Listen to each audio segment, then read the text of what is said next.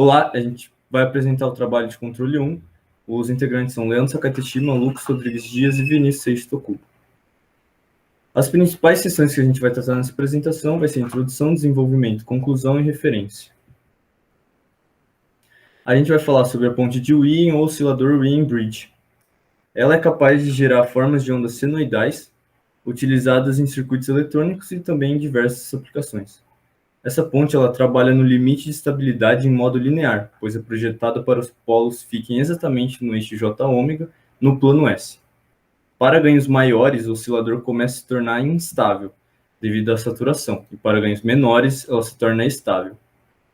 Para melhores análises, a gente utiliza o Root-Locks para a movimentação dos polos no plano S.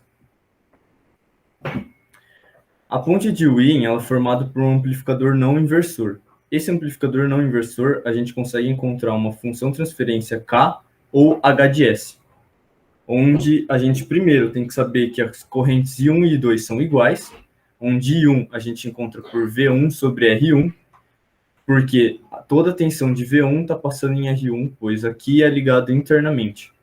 E o I2 a gente encontra por V1 menos V0 sobre R2. Fazendo todas as expressões matemáticas e substituindo R2 e R1 por R4 e R3, como utilizado no trabalho, a gente encontra que a função de transferência K ou H de S ela é dada por 1 mais R4 sobre R3. Para a gente calcular o ganho de malha aberta, a gente abre a rede em série, que é formada por C2 e R2, e utiliza um sinal de teste, que é o V de T.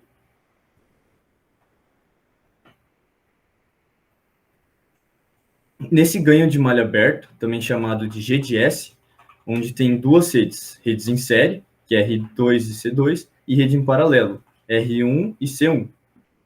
O impedância em série é a soma da resistência e impedância do resistor R2 e C2, e a impedância em paralelo, R1 sobre SC1R1 mais 1. Então, por meio deles, a gente encontra beta ou G de S, que é o ganho de malha aberta, por ZP, que é a impedância em paralelo, sobre a soma da série paralelo. Então, fazendo todas as substituições matemáticas, a gente chega nessa expressão. Para facilitar, no próximo passo, que é a função transferência, como a gente já encontrou G de S e H de S, a gente substitui o R1 e R2 por R e C1 e C2 por C. Então, a gente obtém, pela função transferência de malha fechada, como a gente já tem o G de S e H de S, a gente substitui e encontra essa função de transferência. Para facilitar as contas, matematicamente, a gente substitui a resistência e capacitor por 1, resultando nessa expressão para a função de transferência. Bom, eu vou falar um pouco agora do Root-Locks. Né? Tendo em vista que a gente tem a função de transferência agora, o principal que a gente tem que analisar é a equação característica. E quem que é a equação característica? É o denominador da função de transferência, que no nosso caso é s² mais s, que multiplica 3 menos k, k é o ganho, mais 1. Tendo a equação característica, a gente consegue começar a aplicar algumas regras para fazer o Root-Locks. Primeira regra. Os ramos do Root-Locks começam nos polos G de S e H de S, nos quais k igual a zero. Então, vou aplicar k igual a zero e vou achar os polos. Eu vou encontrar o primeiro polo de menos 0,382 e o segundo polo de menos 2,6181. Continuando a regra 1, os ramos terminam nos zeros de G de S e H de S, inclusive zeros de infinito.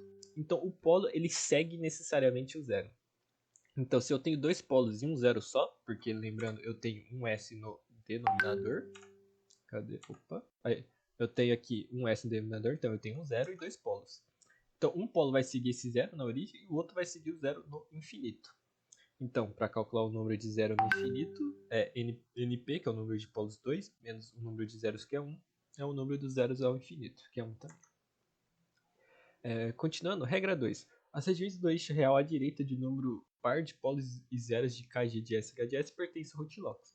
Então, aqui difere um pouco da aula porque a gente tem uma relimitação positiva nesse trabalho. Então, o que muda?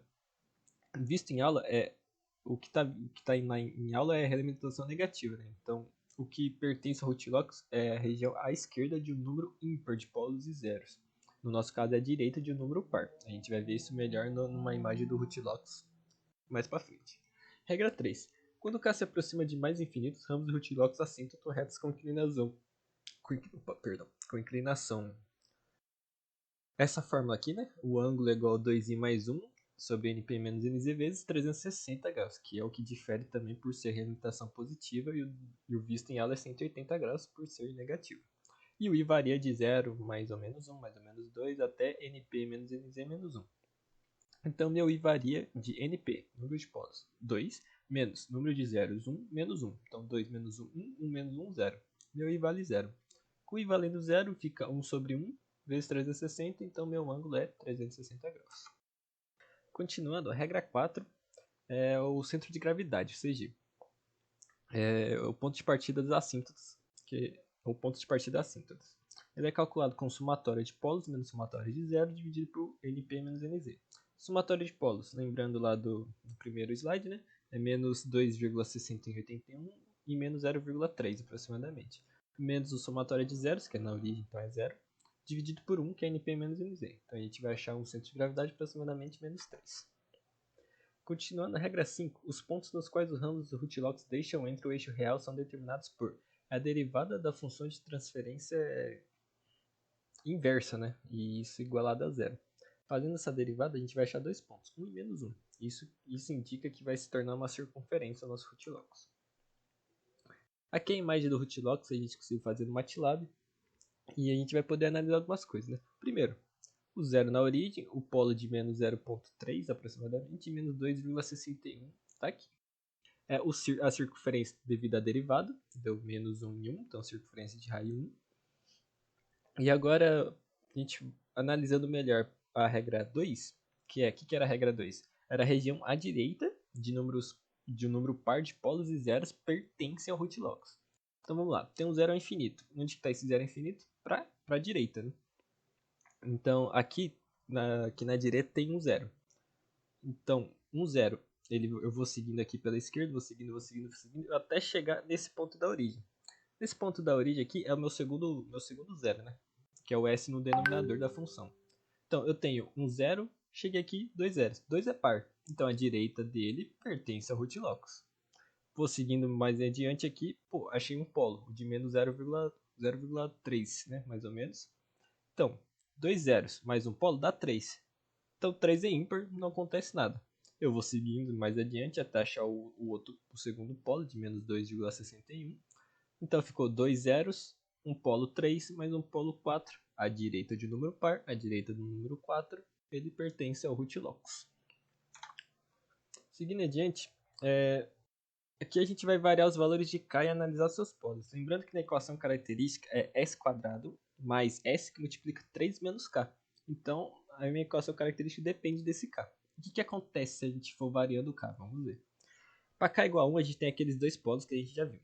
Para K igual a 2, a gente tem um polo de parte real menos meio conjugado de 0,86J.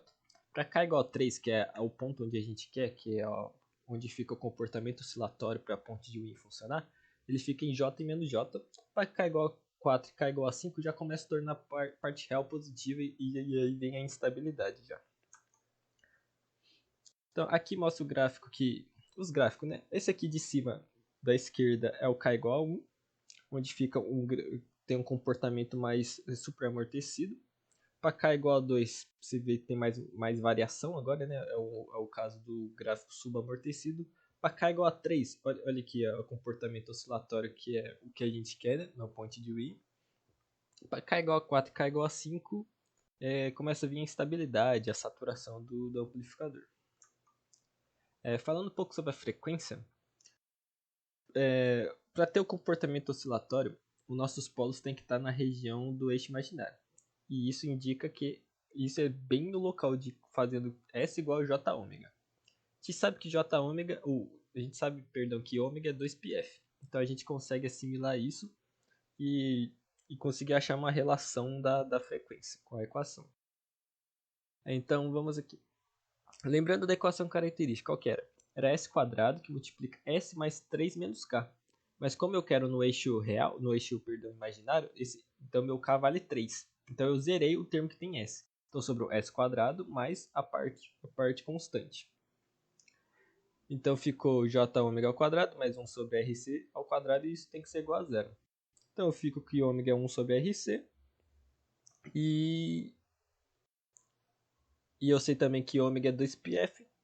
Isolando o F eu tenho essa relação. Então a frequência é 1 sobre 2πRC. Na conclusão, esse trabalho é muito legal porque a gente consegue ver uma aplicação da realimentação positiva. E o que não é muito usual, né? O mais normal de se ver é a realimentação negativa, porque você quer eliminar o erro, né? Quer ter algo mais preciso. E esse trabalho é algo que a gente quer amplificar até um certo ponto que ele chegue no comportamento oscilatório. Uso de métodos e de teorias vistas em aula. Tudo que a gente viu em aula meio que se aplicou nesse trabalho, né? Por exemplo, amplificador não inversor, a gente viu na aula prática, a função de transferência.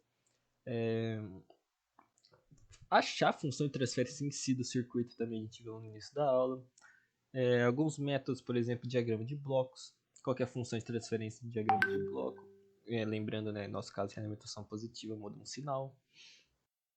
Comportamento de equações de segunda ordem, subamortecido, supraamortecido, oscilatório. E utilização de software, né? A gente conseguiu usar mais, a gente conseguiu, né, ter mais conhecimento sobre o software do MATLAB para fazer o Rootlocks, usar alguns códigos vistos em aula, né? RLocus, TF, que é outra função de transferência, zeros e polos, e a utilização do LT-Spice para simular o circuito, né? O ponte de Wien. Aqui é as referências que a gente usou. Muito obrigado pela atenção.